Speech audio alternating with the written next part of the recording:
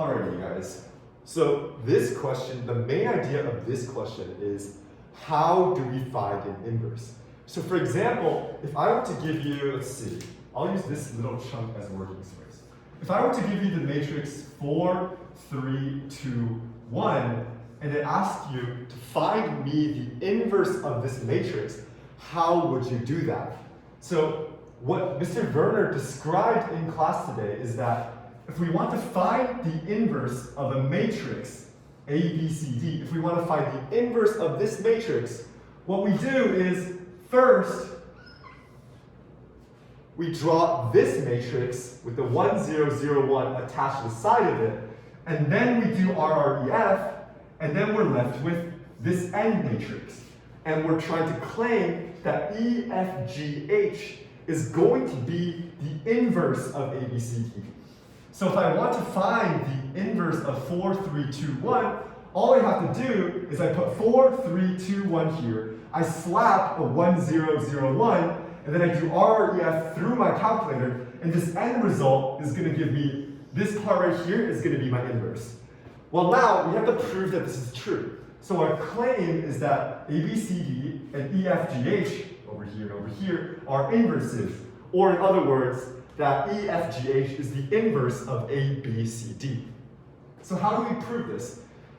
Well, the first step is we're going to write ABCD times XY is equal to X1, Y1. Okay, pause. So now let's try to break this down. First, if we can take this matrix and we can multiply it by this XY matrix, and we're going to end up with another 2. If we take a 2 by 2 matrix, we multiply by 2 by 1 matrix, we're going to be left with a 2 by 1 matrix. So this checks out. But what are we trying to do here? The idea is that a matrix is a transformation. A matrix is something that takes in a point, x comma y, and it does something to that point, and it outputs x1 comma y1. So you can think of a matrix as like, it's a transformation for points. So if I plug in a point, x comma y, and I multiply by the matrix, then I'm going to output a point, x1 comma y1. Now, x1, y1, these variables, they're just different variables, but x and x1 have like a correlation. They don't necessarily have to be the same or anything. So now, what we're saying is that, okay, if we take xy, we multiply it by our matrix, then we get x1, y1. So let's see.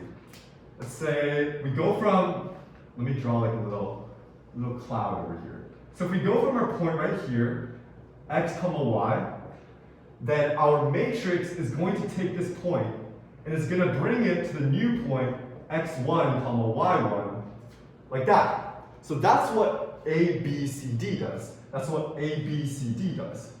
It brings this xy point to the x1, y1 point. Now, what does an inverse do? Think about an inverse. When you multiply two inverses together, it brings you back to 1. So an inverse is an undoing operation. If I start here and I go here, then I multiply by an inverse, I come back to my original location. That's what an inverse does. So the inverse that we're looking for is going to send x1, y1 back to xy. Because if we start here, we multiply by ABCD, we multiply by EFGH, we get 1. So we stay put. So this black arrow is the matrix that we're looking for. So we're looking for a matrix that is going to send x1, y1 back to xy. Sending x1, y1 back to xy. So now we're going to be doing our most beloved algebra. Because we started off here, we have our setup done, but now let's see, what does the setup mean? Let's analyze the setup. We can multiply our matrix out where we have AB times XY is going to be AX plus BY is equal to X1, and then we have CD XY, so CX plus DY equals to Y1. And now what we can do is, we have X1 and Y1, but the key idea is when we're doing our REF, this is a little hint that we have two columns here. So if we look here, we can actually rewrite it in the term in the way ax plus by equals 1x1 plus 0y1, and then cx plus dy equals 0x1 plus 1y1. And we can see that, well, obviously these two are the same because I just have x1 here, and I have x1 here, and that's a 0. I have y1 here, I have y1 here, and that's a 0. So these two are the same. But now, if we look at what we have over here, we know that these are the same. But does this look familiar? Actually, we can combine what we have over here to something that looks like something up here. So if we look, we can turn this into a matrix form. Now notice, what is a matrix? A matrix is just a neat way to represent information. This A, B, C, D, all it represents is this A, B, C, D. And this, but we have, the columns are going to represent x's, the second column is going to represent y, and so then we have ax, by, cx, and dy. And now we're going to denote these two columns as the x1 column and the y1 column. Because look, x1 is this column, right? See x1 and x1? And this one's going to be the y1 column. We have 0 and 1. So if we write this, the stuff inside this curly bracket, in the form of a matrix, we're going to get A, B, C, D, 1, 0, 0, 1. So hopefully you guys can see the correlation between these two steps. But now, look, if we go back to our original supposition, or whatever we suppose over here, we know that A, B, C, D, 1, 0, 0, 1, if we apply R, R, E, F, we get 1, 0, 0, 1, E, F, G, H. So if we apply R, R, E, F, we're going to end up with this matrix. Now remember, R, R, E, F is just a different way to write an equation, and we're doing these matrix steps that ends up with this result right here.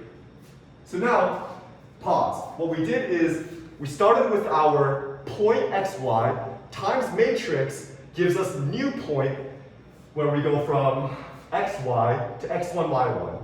And we're trying to find the black arrow from x1, y1 back to xy. So we want to go back to something that looks like this form. So from this matrix right here, let's rewrite it back into equation form. And the idea is that if we want to turn it back into 2 points, then we want to get rid of these zeros right here. So the idea is if we can rewrite this matrix in equation form, we get 1x1 right here, 1x, which is right here, ex1 plus fy1, which is e and f, because we know this is going to be the x1 column and the y1 column. So it's ex1, fy1. And then here we have 0x plus 1y, because it's 0 and a 1. So 0x plus 1y is gx1, hy1. So gx1, hy1. And then we can just ignore these zeros right here, and we're going to end up with x and y. So we can just literally write this as x and y. But now we can take these curly brackets and turn it back into a matrix. So what I'm going to do is I'll slap square brackets here, and I'll make this one also into a matrix. And when I make this into a matrix, I can write it as EF GH times x1, y1. Because look, EF x1, y1 is going to be EX1 plus FY1, and GH x1, y1 is going to be GX1 plus HY1. So we can go from this curly bracket into this matrix form. And the left-hand side is just going to be x, y. So now notice what we did is we did a bunch of algebra steps, these arrows here, and we ended up with a result that said x1, y1, which is our point, times EFGH gives us back to our original xy.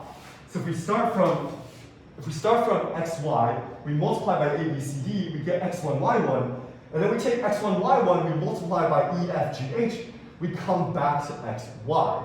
And we can see this graphically by saying we go from xy, we send it to x1, y1, and then we come back to xy. So that's how we know that EFGH and ABCD are inverses, because they kind of undo what the other one did. And another way to see this through algebra is, let's see. Let's take this equation right here. xy, right? And I'm going to box this in red and replace these two with each other. So I'm going to come down here, I'm going to write, okay, I'm going to copy down my equation, xy equals E, F, G, H. And now I want to write x1, y1, right? But I can write x1, y1, I can write x1, y1 as this right here. So I can replace this with A, B, C, D, x, y. So now if we notice here, we're going to have this algebraic expression. And what happens is, all this red stuff is just the same as x1, y1, right? These two lines are the same, but the red squigglies I just replaced right here using this equation.